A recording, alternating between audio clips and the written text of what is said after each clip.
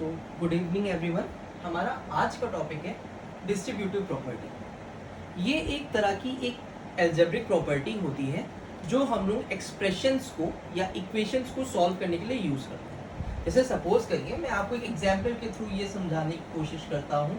यदि मेरे पास a x प्लस वाई लिखा है तो इस प्रॉपर्टी के यूज से मैं इस इक्वेशन को क्या लिख सकता हूं, ax प्लस ay। यहाँ पे डिस्ट्रीब्यूटिव प्रॉपर्टी का रोल क्या है? डिस्ट्रीब्यूटिव प्रॉपर्टी ये कहती है यदि ब्रैकेट के बाहर मेरे पास कोई क्वांटिटी लिखी हुई है तो ब्रैकेट के अंदर लिखे हुए सब टर्म में हम उसको सीरियल वाइज मल्टीप्लाई करते हैं। इसको इस तरह से भी समझ सकते हैं। जैसे सपोज करिए a क्या है, a आपके फादर हैं और आप क्या हो, x भाई और बहन। अब आपके फादर ने क्या डिसाइड किया कि आप दोनों बच्चों को कुछ ना कुछ वो देंगे। तो सपोज करिए उन्होंने कहा कि मैं एक टॉफी x1 को भी दूंगा और x2 को भी दूंगा। तो फादर कभी इस चीज में पार्शियलिटी तो करते नहीं कि किसी को कुछ ज्यादा देंगे किसी को कुछ कम देंगे। तो ये समझ लीजिए ये आपके फादर का गिफ्ट था, ये आप दोनों भाई बहन थे, तो फादर दोनों ही भाई बहन को, दोनों ही सिबलिंग्स को क्या करेंगे, इक्वल गिफ्ट देंगे, इक्वल सरप्राइज देंगे। तो चलिए देखिए हम लोग इसको शुरू करते हैं। फिर से एक बार मैं स्टेट करता हूं इस चीज को कि a x प्लस वाई, यदि हम लोग डिस्ट्रीब्यूटिव प्रॉपर्टी का यूज करेंगे बेटा तो वो हो जाएगा ax प्लस ay। ठीक, चलिए एक क्वेश्चन के थ्रू इसको समझते हैं। जैसे मेरे पास वैल्यू लिखी थी 4, अंदर था 2x प्लस 4z। अब इसको इस तरह से समझिएगा, ये आपके फादर है, ये आप है और ये आपका भाई है। तो आपके जो फादर होंगे वो दोनों को ही इक्वल गिफ्ट देंगे। तो आपके फादर ने पहले क्या किया, आपको गिफ्ट दिया, उसके बाद आपके फादर ने क्या किया, आपके भाई को गिफ्ट दिया। तो ये वैल्यू क्या हो जाएगी, 4 इंटू 2 8x, फिर 4 इंटू 4 16। हम लोगों ने 2x प्लस 4z को सॉल्व किया तो ये वैल्यू मेरे पास आई 8x प्लस 16z। एक और क्वेश्चन इस पे करेंगे। देखिए यदि सपोज करिए मेरे पास 2x प्लस 4y और यहाँ पे 2p प्लस 4q क्वांटिटी है। अब देखिए इसको समझिएगा कि ये भाई है, ये बहन है, ये मम्मी है और ये पापा है। इसको इस तरह से एग्जाम्पल समझिएगा। अब आपके मम्मी पापा दोनों ने प्लान किया कि आप दोनों भाई बहन को वो गिफ्ट देंगी। तो पहले आपकी मम्मी क्या करेंगी, आपको गिफ्ट देंगी। देखिए आपने पहले केवल मम्मी का टर्म लिया 2p प्लस 4q, फिर आपने क्या किया, अपने पापा का भी टर्म ले लिया 4y, और पापा भी दोनों को गिफ्ट दे रहे हैं ना 2p प्लस 4q। देखिए मैंने यहाँ पे क्या किया, पहले मैंने मम्मी के सरप्राइज गिफ्ट से भाई बहन दोनों को मल्टीप्लाई कर दिया, फिर मैंने पापा के गिफ्ट से भाई बहन दोनों को मल्टीप्लाई कर दिया।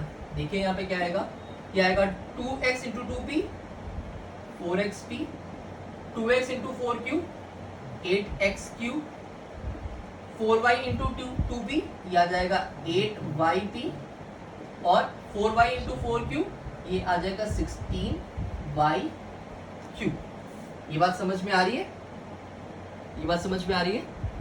चलिए हम लोग आगे इसके एक और क्वेश्चन करेंगे जो इससे थोड़ा सा कॉम्प्लेक्स है। अब हम लोगों के पास ये क्वेश्चन है जहाँ पे हमें a की कुछ वैल्यू दी हुई है, b की कुछ वैल्यू दी है और c की कुछ वैल्यू दी है, और उसने हमसे ये प्रूव करने के लिए कहा है कि यदि a multiplied with under bracket b into C is equal to a into B under bracket multiplied with c, ये मुझे प्रूव करना है। चलिए मैं देखता हूँ। सबसे पहले मैं क्या उठाता हूँ, लेफ्ट हैंड साइड। देखिए लेफ्ट हैंड साइड क्या है बेटा मेरे पास, a into B into C. a की वैल्यू कितनी थी, -3/5, मल्टीप्लाइड विद b की वैल्यू कितनी है 3/7, मल्टीप्लाइड विद -5/6। आप देख सकते हैं 3 1 जा 3 3 2 जा 6। क्या मेरे पास आया -3/5, अभी भी ब्रैकेट के बाहर है क्योंकि ब्रैकेट के अंदर मुझे अभी इक्वेशन को या नंबर्स को सॉल्व करना है। ये वैल्यू आई -5/14। देखिए मैं क्या करूंगा, फिर से अब ब्रैकेट को ओपन करूंगा, -3/5 इंटू -5/14। 5 से 5 कैंसिल आउट, यहाँ पे क्या बचेगा, अच्छा ये माइनस और माइनस क्या कर देगा, प्लस कर देगा, तो ये आंसर आ जाएगा 3/14। ये आया LHS का, ये आई LHS की वैल्यू। अब देखिए मैं आता हूं राइट हैंड साइड पर। राइट हैंड साइड पर मेरे पास क्या इक्वेशन है बेटे, a multiplied with b under bracket then c। देखिए a की वैल्यू कितनी है बेटे, 3/5 माइनस में मल्टीप्लाइड विद 3/7, c क्या है बेटे -5/6। मैं क्या करूंगा, पहले a मल्टीप्लाइड विद b को सॉल्व करूंगा। अब देखिए 3 3 9 और 7 5 जा 35 इंटू -5/6। अब देखिए 5 1 जा 5, 5 7 जा 35, 3 2 जा 6, 3 3 जा 9, और ये माइनस मिलके क्या कर देगा, इक्वेशन को प्लस कर देगा। देखिए मेरे पास न्यूमरेटर में क्या बचा था 3 और डिनोमिनेटर में क्या बचा था बेटे 14।